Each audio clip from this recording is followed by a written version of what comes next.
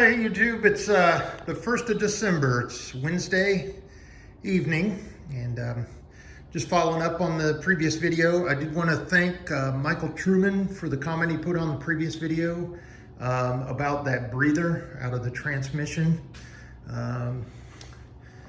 right there. Says that there is actually the breather, the pop-up breather actually goes in that hole, and then there's a little bump on the cover, and sure enough, there's the little recess, the little bump on the transmission cover, and that's where it would go. So I think what happened over time is as the rubber insulators between the body and the frame wore out and disintegrated, that transmission cover got so close. I mean, it just, you know, the body sunk down and the transmission cover got right onto that little breather, and just as it vibrated, it just wobbled back and forth until it disintegrated. So thank you again, Mike, for that comment, and sure enough, that's what we're gonna do. So I'm gonna order another one of those and ensure it screws in there and get that back done properly. Today, I was out here 3-4 hours. I got the steering column and the shifting mechanisms back together, and let's see, I did not do any wiring today, but majority of the time I was over on this side. Everywhere you see blue tape, that's to do. That's my marker indicator. Whether there's a bolt that needs to go through there, or an adjustment, or a torque, or something like that. Got the steering and the linkages all back into the transmission and everything. And I think it was like video number 1 or video number 2 where the horn connects right here on this little connector. There's actually a screw that goes in that hole, but that was originally laying right up against this tow bracket. Whenever we lifted the hood and pulled the fenders off. And so obviously that was shorting out over time, and wasn't good on the wiring. The wiring that I showed you before, and I'll show you what's in that box again, but just been hodgepodge over the years. I do still need to order that oil line for the gauge that goes from the block down there. And before I put all that back in, I made sure that I could get my hands up in there where I needed to be before I put those cotter pins in. So yeah, that'll be real easy. It's just basically, it connects right here, screw it right on, and then I'll be able to come up from the bottom, reach my hand right there and get it right into that bracket. Oops, sorry, right there, right. So the majority of today, like I said, was just in this kind of corner of the vehicle, and then getting the support back in there, and the whelp that goes around the steering column, getting that bracket back in there, making sure it shifts. 1, 2, 3, 1 center, 3, and then back. So a little bit of play here. So let's see if I can't figure out if I can't repair that a little bit. That's kind of sloppy in my opinion. And then I'm not going to put the steering wheel on because I need to be able to get my big stuff up underneath here and get all the wiring wrapped up underneath there. Did get the clutch and the brake pedal backs on. Got those ready, and I haven't put the plate on because I've got to fill it up and bleed the brakes, so that'll be probably one of the last things we do.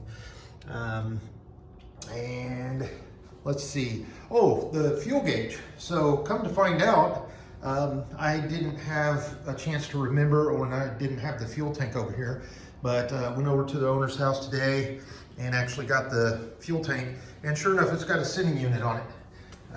It's missing the nut, but there's the sending unit. So hopefully that gauge will work. Hopefully that float's not all worn out in there, but I might just pull that off. I mean, you know, 50-cent gasket just to make sure that's going to work for us.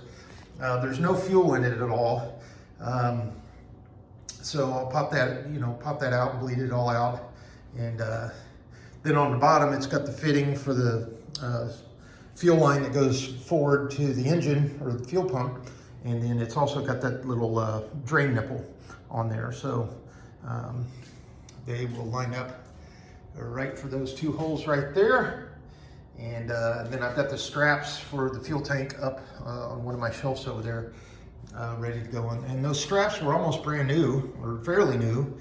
So I don't know how long that fuel tank's been in there.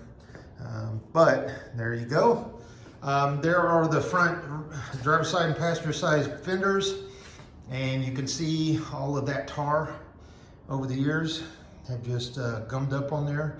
So get that off of there, and then clean those up and get them primed the same color as here. And then the Zero Rust obviously will go in the inside of the fender wells there.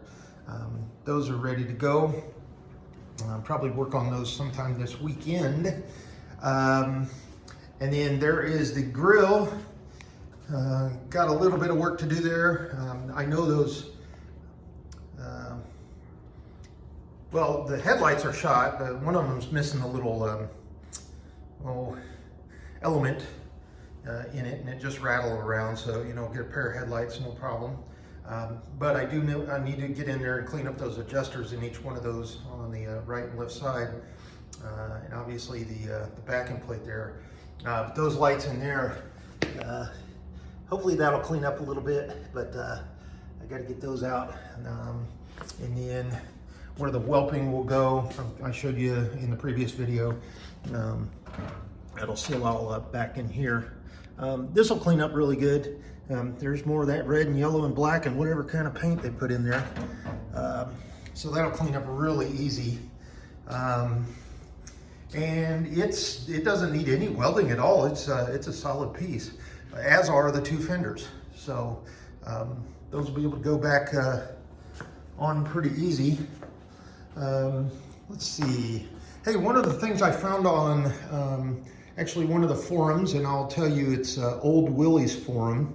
I typed in CJ2A body bolts, and look what I found. There was a discussion, and someone had actually taken a picture and labeled every single side bolt, nut, washer, lock washer, stamped pail nut, and everything for each one of the mounting positions, including the 2 for the little ears that go up aside the frame. And I was able to go get, using some hardened type fasteners here, but I was able to go get all of those. Very inexpensive, and actually found everything at Ace Hardware. And there's my little cup.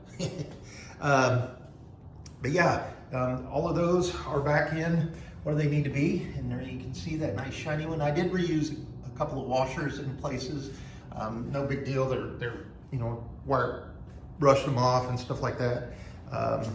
But there you go. And then under each one of the mounting points, I've got, I don't think I said that before, but I do have the little rubber insulators there. And then got the, I think it was video number 5, 6, somewhere up in there when we were taking the tub off. These I actually had to take my grinder and gently shave away the heads of those step bolts. So I was able to get 2 new ones there, and they didn't have hardened ones. So I went ahead and got the stainless in those 2 areas, but everywhere else has the hardened bolts, including back here. Let's see if I can get one of them. There you go. Each one of those, and you can actually see the insulator, the rubber insulator pad there. So there's where she sits today. It's coming along very, very quick now. So it's to the point to where the final cleaning on things is just basically the 2 fenders, the tailgate, and the grill. You know, a little bit of painting, a little bit of primering, and then just minimal cleanup. And then get the, well, probably wait on the fuel tank, because like I said, I've got to climb up underneath there and do some, and finish up that wiring up underneath there. But all that's remaining to do is these items here. exhaust, finish the wiring in the electrical, horn, ancillary items like the mirror. And then the biggest thing is the rear differential. Just pull out that ring and pinion, slap that back in, get it all meshed up nicely, make sure the wear pattern is perfect like it is on the front whenever we redid that. And then clean it up, these two items here. And that's a good indication on what that tub looked like. So you had the Harvest Brown, you can almost, or Harvest Tan, you can almost see just a little bit of it left here in a couple of places, but it was basically rust metal, then black, and then yellow. And in this, on the inside of the tub is where they actually put that, see that sparkly stuff? It's where they use that kind of non-slip, gritty stuff. And so my paint stripping wheel would just take that right off.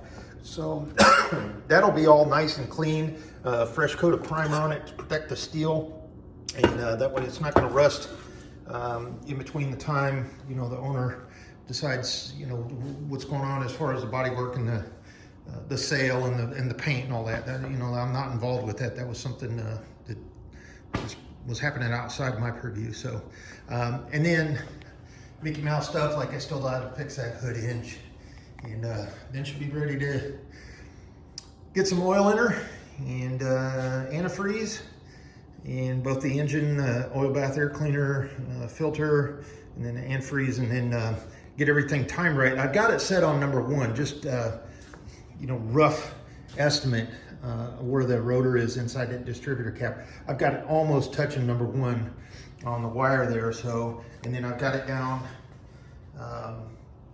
I've got where the timing marks are actually visible through the timing hole underneath the starter there, right there. I can't really get back in there and show you, but it'd be easy to get a timing light on it really quick from this edge once we go for the initial start. One of the issues on the block that I left was the temperature gauge, and I went ahead and used thread seal it and everything on the adapter that goes into the block, but when I actually screwed the temperature gauge probe in there, it doesn't have the step in it for the probe to set in. So you can see I can still wiggle that around, so it's definitely going to leak. So I'm going to have to get another little adapter, this portion here that screws into the block, that way that will seat and it'll put tension onto the probe face there, and keep the water or the fluid from spraying out of there. So a piece of blue tape, a to-do item, and I did connect the speedometer down at the transfer case, the rear of the transfer case. However, it's sitting on top of the block, and I think I need to pull it off because I believe, sorry about my hand there, I believe it's supposed to go inside this little, this hole here of the air filter bracket. So really easy to do, 2 bolts, lean it out, reroute that through there, and then as you see, the handbrake is kind of just sitting down there on the floor. I've got it in the dash and I've got it pulled through, but as far as routing that and then mounting it, that's still a to-do item. So have that coming up this week, and I think that and the speedometer is pretty much, I'm going to be done underneath the vehicle, with the exception of the exhaust and the rear diff. So I mean, I'm done creeping around up underneath there. Still got to connect up or actually adjust the tie rods. I'm going to leave those until the very, very, very end, after we get the fenders on and everything, and I'll do a real quick field alignment on it, and get those, get those tie rod ends and those clamps cranked back down and torqued appropriately. And then let's see, I think that's pretty much it for today. I done a real short video. I just wanted to catch you up. You probably won't hear from me, as I said in the previous video, but I did want to catch you up on, a couple items, the oil sending or fuel sending unit in the tank, and then what we got done today.